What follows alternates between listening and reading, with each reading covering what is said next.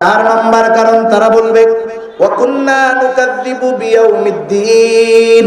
মুফাসসিরিনে কেরাম বলেন এটার দুই অবস্থা। একটা হলো সরাসরি কিয়ামতকে অস্বীকার করে, তাহলে সে চিরকাল জাহান্নামী। আর একটা হলো বিশ্বাস করে ঠিক কিন্তু কিয়ামতের ব্যাপারে উদাসীন, তাহলে সে দীর্ঘস্থায়ী জাহান্নামী। এই 4 অবস্থা জাহান্নামীরা বলবে আমরা কিয়ামতের ব্যাপারে অবিশ্বাসী ছিলাম। এইভাবে চলছে দুনিয়া। এক সময় হায়াতটা ফুরায় গেল, হাত্তা আতানাল ইয়াকিন, দৃঢ় সত্যের আগমন ঘটলো। মালাকুল মউত চলে আসলো, প্রাণটাকে হরণ করে নিল। তওবা করতে পারলাম না, ভালো কাজ করতে পারলাম না, ঠিকানা হয়ে গেল জাহান্নাম। এখন একজন সকাল 6টার সময় মাছ মারতে গেছে। কি দিয়া মাছ মারে? পোলো। পোলো কি দিয়া মারে? খেপলা জাল, পোলো, এই যা দিয়া হোক মারে। মনে করেন পোলো নিয়ে গেছে মারতে, মাছ বিলের মধ্যে মাছ মারতেছে, খালি পোলো মারে, পোলো মারে কিন্তু মাছ আর পায় না। 6 ঘন্টা পার হয়ে গেছে, 12টা বাজে। মনে করেন নদীর পাড়ে বা নদীতে পানি কম মারতেছে, এরকম মারতেছে, 12টা বাজে। 6 ঘন্টা যে এই যে কম পোলো মারছে, কষ্ট না আরাম? মাছ পাওয়া একে তো ওই কষ্ট, দ্বিতীয় মাছ না পাওয়ার আরো বেশি কষ্ট। এখন চিন্তা করতেছে মাছ টাছ তো পাইলাম না, যা আর কি হবে। হতাশা এক বুক নিয়ে শেষবার পোলোটা মারছে। এবার মনে হয় কি রে, পোলোর মধ্যে কি জানি নড়াচড়া করে রে। হাত দিয়ে দেখে, বাবারে বাবা, বিশাল 15-20 কেজি একটা চিতল মাছ হবে। এখন বলেন তো, ওই চিতল মাছ বা বোয়াল মাছ যখন হাতে বাঁধবে, 6 ঘন্টার কষ্টের কথা মনে আছে? মনে নাই, মুহূর্তের মধ্যে শেষ। এইবার ওই মাছ মনে করেন সুন্দর মতো পোলো দিয়া কোনো মতে উঠাইছে। খুশির ঠেলায় উনি যেই লাভ দিছে, মাছও লাভ দিয়ে পুকুরের মধ্যে বা নদীর মধ্যে আবার চলে গেছে। এবার বলেন তো কি বলবে? আর কি বলবে? শব্দ তো বলবে এটা। আর এখন দেখেন মাছ তুলছে, লাভ দিছে, মাছ লাভ দিছে, ঘটনা 4-5 সেকেন্ডের। কয় সেকেন্ডের ঘটনা? 4-5 সেকেন্ডের। মনে করেন এরকম মাছ আগেও কেউ পায় নাই, উনি প্রথম পাইছিল, কিন্তু এটা ধরে রাখতে পারে নাই। এই ঘটনা ঘটছে যখন, তখন ওনার বয়স হইল 18 বছর। কত বছর? 18 বছর। এখন ওনার বয়স হয়ে গেছে 78 বছর। তার মানে আজ থেকে 60 বছর আগের ঘটনা। আজ থেকে কয় বছর আগের ঘটনা? বলেন তো ঘটনাটা কয় সেকেন্ডের? 5 সেকেন্ডের। উনি ওনার নাতিরে হাতে ধইরা ধইরা নাতির সাথে যাইতেছে, ওই জায়গাটায় গেছে। বলেন তো ওনার মনে পড়বে কি পড়বে না? উনি এই ঘটনা বলার আগে কি বলবে জানেন? আরে নাতি, তুমি তো এইসব দেখো নাই, এই যে সেই জায়গা, আমি এই নদীর সবচাইতে বড় বল মাছটা পাইছিলাম, আহারে একটু লেগে ধরে রাখতে পারি নাই। 60 বছর আগের 4 সেকেন্ডের কাহিনী বুড়া ভুলে নাই, কারণ এটা তার জীবনের অন্যতম একটা ঘটনা। এই আফসোস মরার আগ পর্যন্ত তার মধ্যে আছে, আহারে ওটা যদি ধরতে পারতাম। এই গল্প যে কতজনের কাছে কইছে আর আহারে কইছে তার ঠিক নাই। এখন দেখেন জাহান্নামীরা আফসোস করবে দুনিয়ার এরকম অল্প অল্প কিছু সময়ে। কোন সময়ে? একসাথে বন্ধুরা মাঠে খেলাধুলা করে, আসরের আজান দিছে, এখন 10 জনের মধ্যে বন্ধু একজন নামাজি, বলে দোস্ত চলো আমরা সবাই মিলে নামাজ পড়ে আসি, নামাজ পড়ে আসার পরে বাকি খেলাধুলা করা যাবে। ওরা বলবে যা রে যা, আমরা পড় মনে পড়ে, তুই যা। এইবার ও যায় নামাজ পড়ে এসে এদের সাথে আবার খেলছে। এই কজন কিন্তু নামাজে যায় না। একসাথে কলেজে পড়তো, স্কুলে পড়তো, বন্ধু নামাজের জন্য ডাকে, ওরা যাইতো না, আরো নামাজ পড়ে আসতো। ওই নামাজি বন্ধু জান্নাতে আর জাহান্নামে। ওই দিন আফসোস করবে আর বলবে আহারে ওই দিন যদি বন্ধুর ডাকে নামাজে যাইতাম তাইলে জাহান্নামে পোড়া লাগতো না। আজকে আমরা হয়তো কথা বলি আপনাদের সামনে, হয়তো এমন কিছু কথা বলি যে কথাগুলোর আমল হয়তো আমিও করতে পারি না, কিন্তু এরপরেও চেষ্টা করি আমলের জন্য। ওই দিন আজকে হয়তো কথা শুনবেন, আমল করবেন না। হক্কানি পীর মাশায়েখগণ কথা বলে শুনি, আমরা আমল করি না। ওই দিন আফসোস করবো আর বলবো আহারে চরমনায়ের পীর কথাগুলো বলছিল যদি শুনতাম, বাহাদুরপুরের পীর সাহেব কথাগুলো বলছিল যদি শুনতাম, অমুক আলেম ওয়াইজ কথাগুলো বলছিল যদি শুনতাম, ইমাম সাহেব সুদ ছাড়তে বলছিল যদি ছাড়তাম, হারাম খাওয়া বাদ দিতে বলছিল, যদি বাদ দিতাম আজকেও আমি ওদের মতো জান্নাতে থাকতে পারতাম। এই যে আফসোস, তার কষ্টের মাত্রাকে আরো বাড়ায় দিবে। এইবার জান্নাতি আর জাহান্নামীদের মধ্যে কথার ব্যবস্থা আল্লাহ তাআলা করে দিবে। জান্নাতি এবার প্রশ্ন করবে জাহান্নামীদের, মা সালাকাকুম ফি সাকার, এই তোমরা কোন কারণে জাহান্নামী হইলা, কেন তোমরা সাকারের বাসিন্দা হইলা? এইবার জাহান্নামীরা তাদের জাহান্নামে যাওয়ার চারটি কারণ বলবে। কয়টা কারণ? একটু জোরে বলেন না, কয়টা? আল্লাহ তাআলা কোরআনের মধ্যে জানায় দিয়েছেন এই চার কাজ হইল জাহান্নামীদের কাজ। এখন ওই চার বিষয়ের কোনো একটাও যদি আমার আপনার মধ্যে থাকে, ওইটা ধরে রাখবো নাকি বাদ দিয়ে দিব? জাহান্নামীরা তাদের জাহান্নামে যাওয়ার এক নাম্বার কারণ বলবে, ক্বালু লাম নাকু মিনাল মুসাল্লিন। এক নাম্বার কারণ বলবে, আমরা মুসল্লি ছিলাম না, মুসল্লি ছিলাম না। মুসল্লি মানে জুমার দিন মসজিদে হাজিরা দিলে মুসল্লি হয় না। আমাদের গ্রাম অঞ্চলের কথা বাদ দেন, শহরে বেশি 7, 8, 9 তলা মসজিদ। জুমার দিন ওই 9 তলা মসজিদ ভরে যায়। আবার মসজিদে যত লোক তার চাইতে বেশি লোক রাস্তায় নামাজে দাঁড়ায়। ওই মহল্লার ওই জুমার দিন ওই মসজিদের অবস্থা হলো এটা। তার মানে বোঝা গেল ওই মহল্লায় মুসলমানের সংখ্যা অনেক, ঠিক কিনা বলেন? কিন্তু আফসোস, ওই মসজিদে ওই দিনের আসরের নামাজে 9 তালা তো বহুদূর নিচের 9 কাতারও ভরে না। তাহলে বুঝতে হবে সপ্তাহে একদিন নামাজ পড়লে এটা মুসল্লি নয়। মুসল্লি তো সে হাজারো ব্যস্ততা থাক, সে কখনো 5 ওয়াক্ত নামাজ বাদ দেয় না। মুসল্লি যত কর্মে থাক, যত ব্যস্ততায় থাক, নামাজের চিন্তা তার অন্তরে থাকে। আর যেই ব্যক্তি প্রকৃত মুসল্লি, মসজিদের সাথে তার একটা সম্পর্ক থাকে, এটার জন্য স্পেশাল পুরস্কারও সে পাবে। নবীজি বলেন কিয়ামতের দিন 7 শ্রেণীর মানুষ আরশের ছায়ায় স্থান পাবে, যখন কোথাও কোনো ছায়া থাকবে না। সূর্যটা একেবারে নিকটে থাকবে। এখন সূর্য দুনিয়া থেকে 9,30,00,000 মাইল দূর। ওই সূর্যের ঠান্ডা দিকটা দুনিয়ার দিকে দেওয়া 9,30,00,000 মাইল দূরে সূর্য। তাই তো সূর্যের এত তাপ, গরমের দিন তাপ সহ্য করা যায় না। কিন্তু হাসরের দিন সূর্যটা একেবারে কাছে থাকবে এবং সূর্যের উত্তাপ দিকটা হাসরবাসীর দিকে দেওয়া থাকবে। নবীজি বলেন ওই দিন আরশের ছায়া ছাড়া আর কোথাও কোনো ছায়া থাকবে না। দুনিয়ায় টাকা পয়সা থাকলে ভিআইপি হওয়া যায়, সিআইপি হওয়া যায়। দুনিয়ায় টাকা পয়সা থাকলে দুনিয়ার ফ্যাসিলিটি পাওয়া যায়। কিন্তু কিয়ামতের দিন দুনিয়ার টাকা, সম্পদ, ক্ষমতা দিয়ে আরশের ছায়ায় স্থান পাওয়া যাবে না। আরশের ছায়ায় যারা স্থান পাবে, নবীজি এক শ্রেণীর লোকের ব্যাপারে বলেন, রাজুলুন কলবুহু মুআল্লাকুন ফিল মাসাজিদ। 7 শ্রেণীর মধ্যে এক শ্রেণীর মানুষ হলো ওই ব্যক্তি যার অন্তর সর্বদা মসজিদের সাথে থাকে। সে সব সময় মসজিদে থাকে তা না, তার অন্তর সর্বদা মসজিদের সাথে থাকে। তার মানে কৃষক কৃষিকাজ করে, জমিনে গেছে, ফজরের নামাজের পর চিন্তা হলো যত ব্যস্ততা থাক না কেন যোহরের নামাজ মসজিদে পড়তে হবে। ভ্যানওয়ালা ভ্যান চালায়, তার চিন্তা যোহরের নামাজ মসজিদে পড়তে হবে।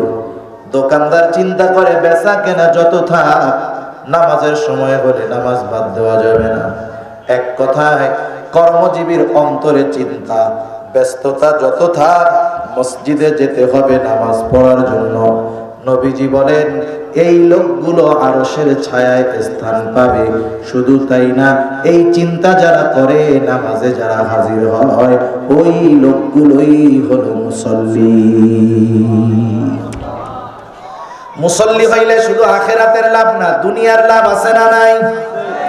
দেখেন যারা মুসল্লি না, মানে নামাজ পড়ে না, নামাজ না পড়ার অনেক কারণ আছে না? নামাজ না পড়ার অন্যতম কারণ হইল মানুষের কাজকর্ম। কৃষক নামাজ পড়তে পারে না কেন? জিজ্ঞেস করবেন, ওরে বাবা, জমি নিড়াইতে নিড়াইতে মাজা গিরা হাঁটু সব শেষ, নামাজ পড়বো কেমনে? ভ্যানওয়ালা ভ্যান চালাইতে চালাইতে জীবন শেষ, নামাজ পড়বে কেমনে?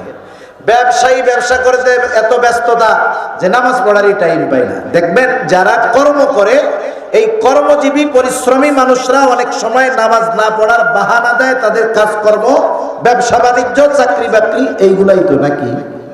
এখন বলেন তো, মানুষ এইগুলো কেন করে? শখে করে নাকি রিজিকের জন্য করে? জীবন উপকরণ। রিজিকের বাংলা কি? রিজিকের বাংলা হলো জীবন উপকরণ। জীবন উপকরণ অর্জনের জন্য সে নামাজ পড়ার টাইম পায় না। তার মানে রিজিক উপার্জন করতে গিয়ে নামাজ পড়তে পারে না। একটা প্রশ্ন করি, জবাবটা জানা থাকলে একটু জবান খুলে দিবেন। বলেন তো, রিজিকের মালিক কে? আরো জোরে বলেন, কে? রিজিকের মালিক যদি রিজিক হয়, মালিক যদি আল্লাহ হয়, তাহলে রিজিকের মালিক রিজিক পাওয়ার পদ্ধতি যেটা বলছে ওইটা বাদ দিয়া যদি আমরা কর্মের পেছনেই শুধু রিজিক খুঁজি, পাওয়া যাবে নাকি? রিজিকের মালিক রিজিক পাওয়ার পদ্ধতি আমাদের জানায় দেয়। রিজিকের মালিক বলে, ওয়া'মুর আহলাকা বিস-সালাতি ওয়াসতাবির আলাইহা লা নাসআলুকা রিজকা নাহনু নারযুকুকা ওয়াল আকিবাতু লিত-তাকওয়া।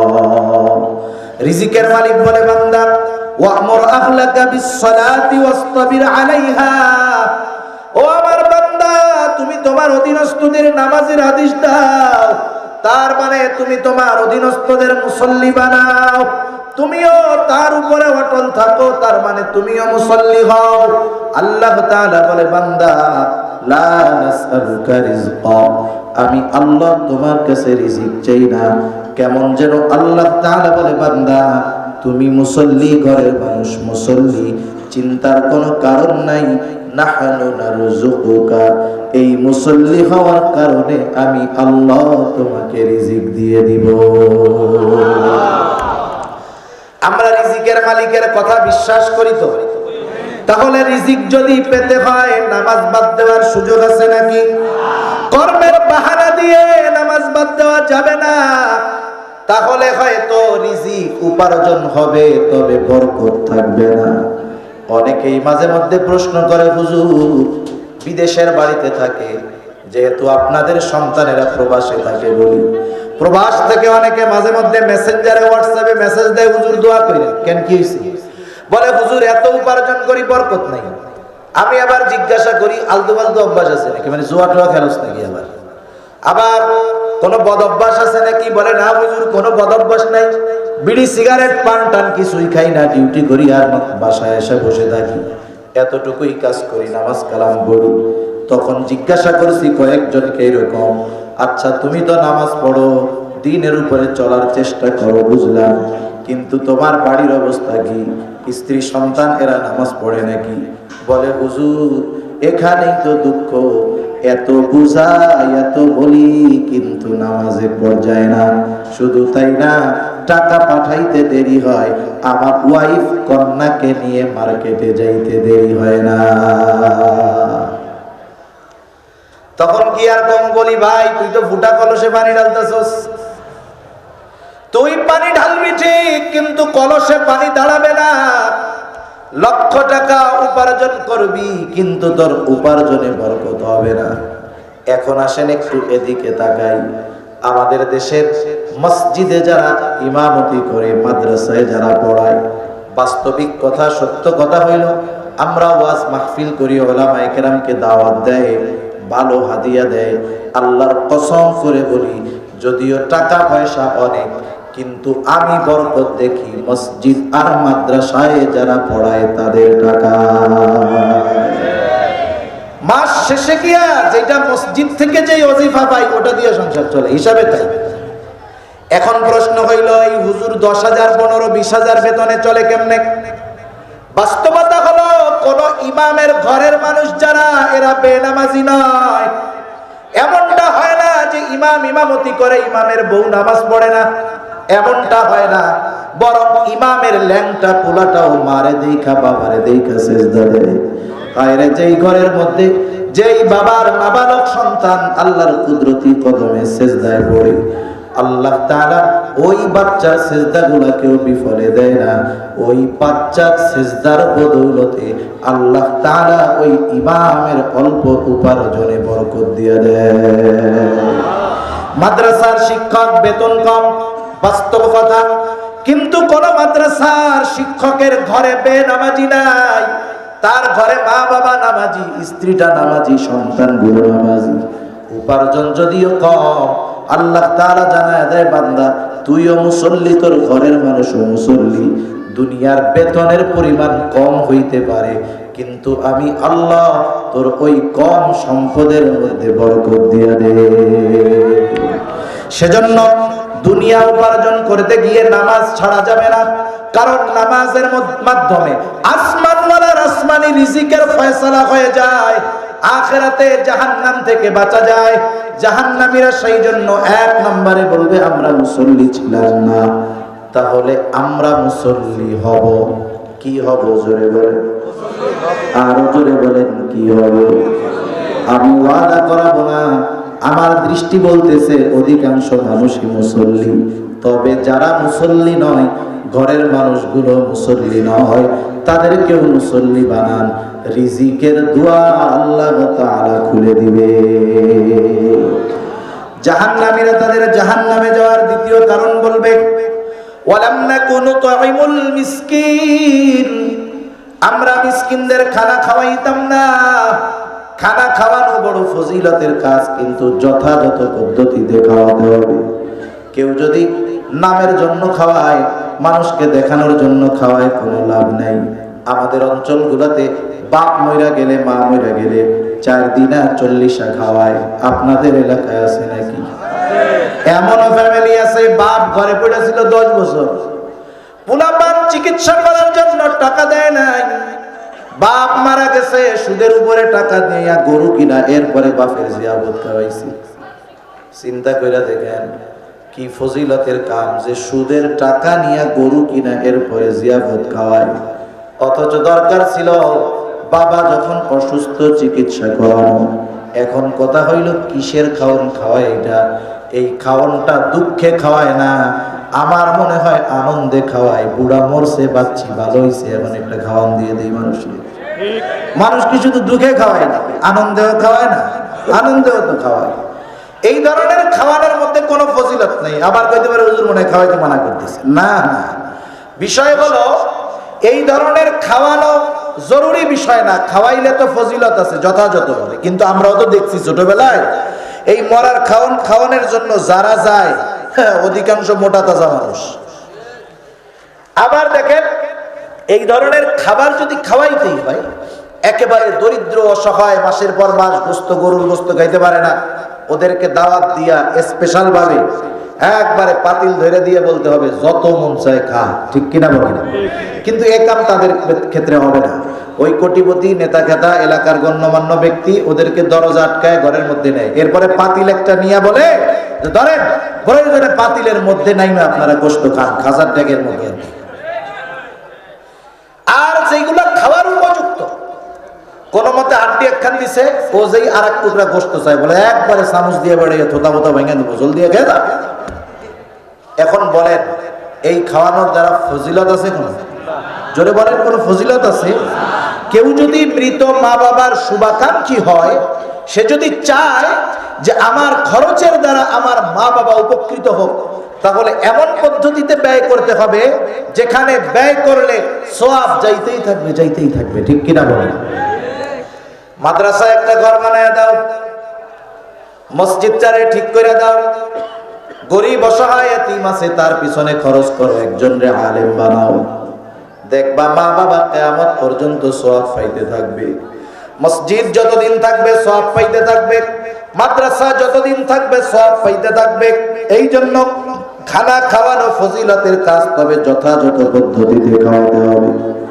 রাসূল আকরাম সাল্লাল্লাহু আলাইহি ওয়াসাল্লামের কাছে একজন আসছে, আসার পরে জিজ্ঞাসা করে আইয়ুল ইসলামি খায়র, ইসলামের মধ্যে সর্বোত্তম আমল কোনটা? নবীজি ছিলেন উম্মতের রূহানি ডাক্তার। একই প্রশ্নের জবাব প্রশ্নকারীর ভিন্নতায় উত্তরও ভিন্ন রকম নবীজি দিতেন। এই ব্যক্তির এই প্রশ্নের জবাবে নবীজি বললেন, তুতঈমুত তাআম ওয়া তাকরাউস সালাম আলা মান আরাফতা ওয়া মান লাম তারিফ। নবীজি বললেন, মানুষকে খানা খাওয়াও আর পরিচিত অপরিচিত সবাইকে বেশি বেশি সালাম দাও। নবীজি বললেন খানা খাওয়াও, কোনো স্তর বিন্যাস করেন নাই।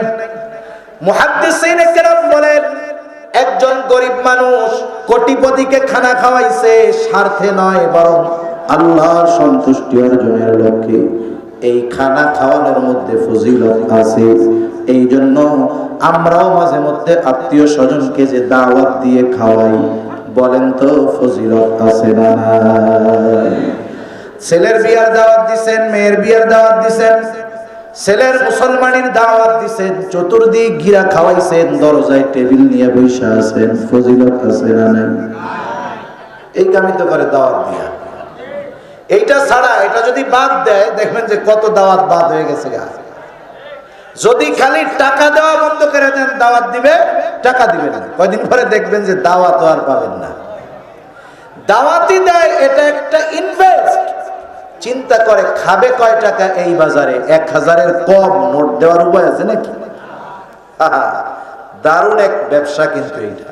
এ ধরনের খাওয়ানোর মধ্যে কোনো ফজিলত নাই। দাওয়াত দিলে দাওয়াত কবুল করা, এটা এক মুসলমানের উপর অপর মুসলমানের হক। কিন্তু দাওয়াত দিয়ে যদি গলা কাটার দান্দা থাকে, ওই দাওয়াতে না গেলেও কোনো অসুবিধা নাই। আরে মেয়ে আগে ছিল দাওয়াত না দিলে মুরব্বীরা রাগ হইত। আমরাও দেখছি, আমাদের একেবারে ছোটবেলায় মনে আছে, অনেক মুরব্বী দেখছি ওনার সকালবেলায় ওইটা মুখ এরকম ফুলায় রাখছে, রাগে ক্ষোভে। কি হয়েছে আপনারা তো রাগ কেন? কয় আমার খালাতো ভাইয়ের মাইয়ার বিয়া দিছে, আমার দাওয়াত দেয় নাই। আপনার খালাতো ভাই এবার এটা কেডা? কয় আমার চাচাতো ভাইয়ের, ফুফাতো ভাইয়ের, মামাতো ভাইয়ের, ওই ভাইয়ের খালাতো ভাই, আমারও খালাতো ভাই, তার মাইয়ার বিয়া দিছে, আমার দাওয়াত দেয় নাই। মানে 15 জোড়া দেওয়ার পরে খালাতো ভাই। এখন তো আপন ভাইয়েরই খবর নাই খালাতো ভাই কই আছে। আগের মুরব্বীদের এইরকম সম্পর্ক ছিল যে হায় রে হায়, এত জোড়া দেওয়ার পরে আত্মীয় দাওয়াত দেয় নাই, তাই রাগে মুখ ফুলায় বসে থাকতো, অভিমান করতো, কথা কইতো না, ওই বাড়ি যাইতো না। আবার যে দাওয়াত দিত, মনে করেন দাওয়াত দিছে বিয়ার, এখন যদি বিয়ার দিন দুপুর বেলায় যাইতো, রাগ হয়ে যেত। তোমাকে কি এক বেলার দাওয়াত দিছি নাকি? তোমরা হলো 2 দিন আগে আসবা, একটু গুছাই টুছাই দিবা, পরামর্শ দিবা। আর এখন দাওয়াতের এক বেলা আগে গিয়ে দেখেন চেহারা লাল হয়ে যাবে রাগের ঠেলায়। বলবে দাওয়াত দিছে দুপুরে, কত বড় খাদকের খাদক, সকালেরটাও খেতে চলে আসছে। তার মানে এখনকার দাওয়াতের মধ্যে আন্তরিকতা নাই, এখানে আছে বিজনেস। ঠিক কিনা বলেন? এ ধরনের খানা খাওয়ানোর মধ্যে কোনো ফজিলত নেই। সেজন্য খানা বিনিময়ের আশায় খাওয়াবো না, কার সন্তুষ্টির জন্য খাওয়াবো? ধনীরে খাওয়াই, গরিবরে খাওয়াই, পরিচিতকে খাওয়াই, অপরিচিতকে খাওয়াই, মুমিনরে খাওয়াই, কাফেররে খাওয়াই, কার সন্তুষ্টির জন্য? সাহাবায়ে কেরাম মানুষকে খানা খাওয়ায় কি বলতো? আল্লাহ তাআলা বলেন, তারা বলে ইন্নামা নুতঈমুকুম লিওয়াজহিল্লাহি লা নুরিদু মিনকুম জাযাআন ওয়ালা শুকুরা। তারা বলে আমরা তোমাদেরকে খানা খাওয়াইছি আল্লাহর জন্য। কার জন্য? লিওয়াজহিল্লাহ, আল্লাহর জন্য খানা খাওয়াইছি। সুতরাং লা নুরিদু মিনকুম জাযাআ, আমরা তোমাদের কাছে কোনো বিনিময় প্রতিদান চাই না। আমরা অনেক সময় মানুষের উপকার করার পরে যদি একটু ধন্যবাদ না দেই, বলি দেখ কেমন লোক, একটু থ্যাংক ইউ দিল না। কিন্তু সাহাবায়ে কেরাম বলতো বিনিময় তো চাই না, ওয়ালা শুকুরা, তোমরা আমাদের কৃতজ্ঞতা প্রকাশ করো এটাও চাই না, কারণ খাওয়াইছি আল্লাহর জন্য। এই খাওয়ার প্রতিদান যিনি দিবেন তিনি কে? তাহলে খানা খাওয়ানো ফজিলতের কাজ সাধারণভাবে। 2 নাম্বার বিষয়, প্রতিবেশী যদি অভুক্ত থাকে, গরিব থাকে, তাকে খানা খাওয়ানো ঈমান সম্পৃক্ত বিষয়। এখানে শুধু আমলটা ভালো তা নয়, বরং ওই আমলের ঈমানের সাথে সম্পৃক্ত আছে। নবীজি বলেন, লাইসাল মুমিন আল্লাযী ইয়াশবাহু, ওই ব্যক্তি মুমিন নয় যে পেট পুরে খায় আর তার পাশে তার প্রতিবেশী অভুক্ত থাকে। নবীজি বলেন সেই ব্যক্তি মুমিন নয়। অসহায় দরিদ্র এদেরকে খাওয়াইলে ফজিলত আরো বেশি, ঠিক কিনা বলেন? এই জন্য মাঝে মধ্যে আমরা যখন বাজারে বসি, অনেক সময় অনেকে আমার আপনার কাছে এসে খাবার চাই। যদি নিশ্চিত থাকেন টাকা দিলে গাঁজা খাবে না, তাইলে কিছু খাবার দেওয়া উচিত। অনেকে তো আছে খাবারের টাকা বলে কি নিয়ে কি খাবে, গাঁজা খাবে, এই সে খাবে। যদি নিশ্চিত হন যে না এই লোক খাবার সব খাবে না, তাইলে আপনি তারে টাকা দিবেন।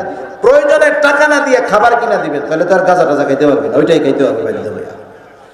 কেউ যদি খানা চায় দিবেন, নিজের কাছে নাই আরেকজনকে দিবেন, কিন্তু খবরদার নিজের কাছেও নাই আরেকজনের কাছ থেকেও নিয়ে দেওয়ার সুযোগ নাই। কেউ চাইলে ধমক দিবেন না, ধমক দিয়ে ফিরাইয়া দিবেন না। কারণ আল্লাহ তাআলা আমাকে আপনাকে জানায় দেন, যদিও কথাটা নবীজিকে বলছেন, মনে রাখতে হবে নবীকে উদ্দেশ্য করে কথা বলা মানে কিয়ামত পর্যন্ত সব উম্মতের ব্যাপারে এই কথা। অনেক সময় মুরব্বি যে তাকে বলার মাধ্যমে ছোটদেরকে সাইজ করা হয়, বলা হয় যে দেখো ওনার ব্যাপারে এই হুকুম, তাইলে তোমাদের ব্যাপারে কি হবে চিন্তা করে দেখো। বুঝেন নাই? নবীজিকে বলছে মানে নবীজি তো ওইগুলো করে, এরপরেও বলার দরকার ছিল না। তো নবীজিকে বলার দ্বারা উদ্দেশ্য আমাদের আমরা যেন গুরুত্ব সহকারে বিষয়টাকে গ্রহণ করি। আল্লাহ কি বলছেন? ও আম্মাস সাইলা ফালা তানহার, সাইলকে আপনি কখনো ধমক দিবেন না। সেই জন্য কেউ যদি আমার কাছে আপনার কাছে কোনো কিছু চায়, না থাকলে সুন্দর ভাষায় ফিরিয়ে দিব। বলবো যে ভাই এখন নাই পরে আইসো, এখন নাই দুপুরে আইসো। কেউ যদি এইসা খানা চায় খানা খাওয়াবো। ইয়াতিম মিসকিন অসহায় হইলে বিষয়টা আরো খেয়াল করব বেশি। কারণ জাহান্নামীরা তাদের জাহান্নামে যাওয়ার দ্বিতীয় কারণ হবে এইটা যে আমরা মিসকিনদের খানা দিতাম না, জাহান্নামীরা মিসকিনদের খানা দেয় না, আর আমরা মিসকিন অসহায় দরিদ্রদের খানা খাওয়াবো। খাওয়াবো তো ইনশাআল্লাহ। নিজের ঘরে ভালো কিছু রান্না করলে প্রতিবেশী কার অবস্থা কেমন আমাদের জানা আছে, আমরা একটু তাদেরকে ওগুলো পৌঁছায়া দিব। সেও যদি কিছু রান্না কইরা আমার কাছে পাঠায়, ভালো না লাগে, তার সামনে মুখ ভেসকি মারবো না, এরকম কি রাঁধছে এগুলো আমার লাগবে না। না না, ও যদি পচা বাসিও দেয় হাসি মুখে গ্রহণ করবেন, খান না খান পরের কথা। কথা বোঝা গেছে না? অনেক টাকা পয়সা আছে, গরিব মানুষ শখ করে কিছু দিলে ওটার এমন ভাব নাই যেন পচা বাসি গান্দা। না, আপনি আন্তরিকতার সাথে হাসি মুখে তার কাছ থেকে এটা গ্রহণ করবেন। এরপরে খাইতে পারেন না পারেন পরের কথা, ফালায় দেন পরের কথা, কিন্তু আপনার আচরণে জানি এই গরিব প্রতিবেশী কখনো কষ্ট না পায়। তাহলে জাহান্নামে যাওয়ার দ্বিতীয় কারণ বলবে আমরা মিসকিনদের খানা দিতাম না। জাহান্নামে যাওয়ার তৃতীয় কারণ জাহান্নামীরা বলবে ওয়া কুন্না নাখুযু মাল খায়িদিন, তারা বলবে আমরা অহেতুক অনর্থক মজলিসে যারা কথাবার্তায় লিপ্ত থাকতো আমরাও তাদের সাথে গিয়ে বসতাম, অনর্থক মজলিসে সময় ব্যয় করতাম। কষ্ট হইতেছে? আর 10 মিনিট সর্বোচ্চ। এখন আমাদের দেশের প্রত্যেকটা চায়ের দোকান হলো দ্বীনি মজলিসের আখড়া। দ্বীনি মজলিসের আখড়া। ওই জায়গায় টেলিভিশন চালাইয়া দ্বীনি আলোচনা করে না। আফসোসের ব্যাপার কি জানেন, যত চায়ের দোকান আছে এক জায়গায় যুবকরা নাই, সব আমার বাবা আর দাদার বয়সী লোক। যেই জায়গায় বাপ দাদা বৈশা বৈশা 3 মাথা এক জায়গায় কইরা বিশাল টেলিভিশনে অর্ধ উলঙ্গ নাচ দেখে বাপের পাশে যাইয়া পোলা বৈশা চা খাইতে পারে, কোন লজ্জায়? সেই জন্য যুবক ভাইরা চার দোকানে আর যায় না, ওরা চার দোকান থেকে হিজরত করছে। এটা বাপ দাদাকে দিয়ে দিছে যে আমরা মোবাইলে নাচ দেখবো, তোমরা টেলিভিশনে চা খাবার বিড়ি টানবা, ওই জায়গায় ওইগুলো দেখবা। এই কাজ আমার মুরব্বী বাবারা করেন। কেন করেন? আমি অনেক মুরব্বীরে জিজ্ঞাসা করছি এ কাম কেন করেন আপনি? একবারে দেখি কি কিছু মুরব্বী আছে মারখামারা, দুপুর বেলায় আসে, শীতের দিন বিশেষ করে জোহরের নামাজের পরে আসবে, আর রাত্রে বেলায় 9টা 10টায় বাড়িতে ফিরে। জিজ্ঞাসা করলে কেন? বলে এখন টাইম টুইম কাটে না, বাজারে এসে চার দোকানে বৈশা বৈশা আমরা সময়টা কাটাই। বলেন তো দুনিয়ার সবচেয়ে উৎকৃষ্ট জায়গা কোনটা? এই প্রশ্ন যদি করা হয় ওই চার দোকানে যে চাচা বৈশা 10 ঘন্টা কাটায়, যে দুনিয়ার নিকৃষ্ট জায়গা কোনটা, উনি কি বলবে বলেন তো? বাজার। সবাই জানে, উনিও বলবে বাজার, কিন্তু দৈনিক 10 ঘন্টা সময় বাজারে কাটাই দিয়েছে। আল্লাহ তাআলা এক সময় কষ্ট করছে, আল্লাহ তাআলা বরকত দিয়েছে, ছেলে 2টা ইটালি আছে, এখন তো আর কামাই টামাই করা লাগে না, পোলাপান নগদ পাঠায় আর বসে বসে খায়, আর কয় টাইম কাটে না, টাইম কাটে না। এখন ওই চাচারে যায় যদি আপনি বলেন চাচা এক কাম করেন, চরমনের মাহফিল তো গেছে গা, সামনেবার যাইয়েন, এত টাইম আছে, আপনি চলেন এক চিল্লা দিয়ে আসি আপনারে নিয়ে, দেখবেন যে সুর নগদে পল্টি পাল্টে গেছে। কি বলবে জানেন? আমার টাইম টুইম নেই, আমার এত ব্যস্ততা আমি মরারও টাইম পাচ্ছি না। কিন্তু সময় কাটাইতেছে চার দোকানে, আর কোন চায়ের দোকানে কোরআন হাদিসের গল্প হয় না। প্রত্যেকটা চায়ের দোকানে গীবত, তহমত, অপবাদ, মিথ্যা এগুলার কারখানা হলো ওই জায়গায়। এর দোষ, তার দোষ, ওর দোষ, এই হুজুরের দোষ কালকে কবে কিনা আল্লাহ জানে। এত টাইম যদি আপনার থাকে, অনেক মুরব্বী আছে খোঁজ নিয়ে দেখবেন নামাজ কালাম পড়ে, সূরা কেরাত কিছুই জানে না, আবার অনেকে সূরা কেরাত না জানার কারণে নামাজও পড়ে না, আছে না? আরে একবার ছোটবেলায় যখন মাদ্রাসায় পড়ি, আমার ঘটনা মনে পড়লো তাই বলি। একজনকে কইছি মুরব্বী তারাবির নামাজ পড়ে না। কে পড়ে না? কয় তারাবির নামাজের 4 রাকাতের পরে একটা দোয়া আছে না, সুবহানাদিল মুলকি ওয়াল মালাকুতি সুবহানাদিল ইজ্জতি ওয়াল আজমাতি ওয়াল হাইবাতি ওয়াল কুদরাতি ওয়াল কিবরিয়া ওয়াল জাবারুত, এক দোয়া আছে না, এটা তো হাদিসের কোনো দোয়া না। উনি কয় আমি ওই দোয়া পারি না, তো এর লেগে তারাবি পড়ি না। কত বড় বুজুর্গ আল্লাহর ওলি। এরকম বহুত মুরব্বী পাওয়া যাবে, নামাজ কালাম না পড়ার কারণ হলো সে সূরা কেরাত পারে না, আছে না নাই? আবার কত মুরব্বী আছে, সময় আছে, নামাজ কালাম পড়ে কিন্তু সূরা কেরাত পারে না। এক মুরব্বী আমার এলাকার, নামাজ পড়তেছি পাশে আমি, আল্লাহর রহমতে হাফেজে কোরআন, হাফেজদের চাইতে শুদ্ধভাবে দ্রুত কোরআন আর কেউ পড়তে পারে না। এখন চাচার পাশে নামাজ পড়ি, দাদা হয় সম্পর্কে, বিতিরের নামাজ একসাথে দিছি তাকবীর। এবার আমি দোয়ায় কুনুত পড়া শেষ হইতে হইতে ওনার সেজদা 2টা শেষ, আত্তাহিয়াতুও পড়া শেষ। আমি এখন বললাম যে দাদা এই যে দোয়ায় কুনুতের টাইমে কি পড়লা তুমি? নামাজ তো অনেকদিন পড়ো। পারি না, ওটা খুব কঠিন, উলহুয়াল্লাহ দিয়ে চালাই দিছি। তাই একটু শেখারও চেষ্টা করে না। অনেক মুরব্বী আছে গোটা জীবনে এক খতম কোরআন পড়তে পারে নাই, আছে না নাই? আরে পড়া তো বহুত দূরের কথা, কোরআনের ওই লাইনের নিচ দিয়েও হাত দেওয়ার টাইম পাই। আপনার এখন সময় আছে, চায়ের দোকানে না কাটায় এই মাদ্রাসায় হেফজখানায় এসে বসেন, আসেন বসেন, কোরআনের তিলাওয়াত করতে পারেন না, কোরআনের তিলাওয়াত শুনেন। সময় আছে, পোলা 3টা বিদেশে আছে, টাকা পয়সা ভালোই আছে, হুজুরে কিছু হাদিয়া দিয়া বলেন হুজুর জীবনটা তো শেষ, দাড়ি তো পেকে গেছে, এখন আর কি হবে, একটু কোরআনটা শিখায়া দেন। আরে আলিফ বা তাসা পড়তে পড়তে যদি মালাকুল মউত চলেও আসে, এ কথা বলা যায় আপনার নামটা বৃদ্ধকালে তলিবুল ইলমদের খাতায় উঠে যাবে। কোরআন শিখতে শিখতে যদি মরতে পারেন, দোয়া দুরুদ শিখতে শিখতে যদি মারা যায়, এর চাইতে সৌভাগ্যের আর কি আছে? এজন্য মুরব্বীদের অনুরোধ করব, যেই সময়টা এখন 4 দোকানে ব্যয় করতেছেন, একেবারে চোখটা বন্ধ হওয়ার সাথে সাথে এই সময়ের জন্য আফসোস করবেন। আমার কথা না, দুনিয়াতে যারা সময়গুলো কাজে লাগাইলো, দ্বীনি মজলিসে বসলো, দিন শিখলো, আমল করলো, এরা তো কামিয়াব। কিন্তু সময় থাকার পরেও যারা সময়ের অপব্যবহার করলো, এরা কি করবে? এরা মারা যাওয়ার সাথে সাথে আফসোস করবে। এই আফসোসের কথা যিনি গোসল করান তিনিও শোনেন না, যিনি জানাজা পড়ান তিনিও শোনেন না। ওরা যে আফসোস করে বা করবে, এ কথা বলছেন কে? আল্লাহ। কি বলে আমি বলবো? তারা যা বলে আল্লাহ তাই বলতেছে। যেই মানুষগুলো হায়াতকে কাজে লাগায় না, হায়াত পেয়ে নেক কাজ করে না, ভালো কাজ করে না, ওই মানুষগুলো মরার পরে বুঝতে পারে দৈনিক 9 ঘন্টা 4 দোকানে কি নষ্ট করছি। হায়াত হলো জ্বালায় দেওয়া মোমবাতির মতো, মোমবাতিটা যখন জ্বলে আস্তে আস্তে মোমবাতি ফুরায় যায়, এক সময় মোমবাতি শেষ হয়ে যায়, হায়াতটাও ফুরায় যাবে, কিন্তু হায়াত দিনই কাজে লাগায় নাই, এইবার মালাকুল মাউত চলে আসছে, এক্সপায়ার ডেট, হায়াত শেষ। ওই মুহূর্তে বলবে ফায়াকুলা রাব্বি লাউলা আখরতানি ইলা আজালিন করিব ফাআসাদদাক ওয়া আকুন মিনাস সালিহিন।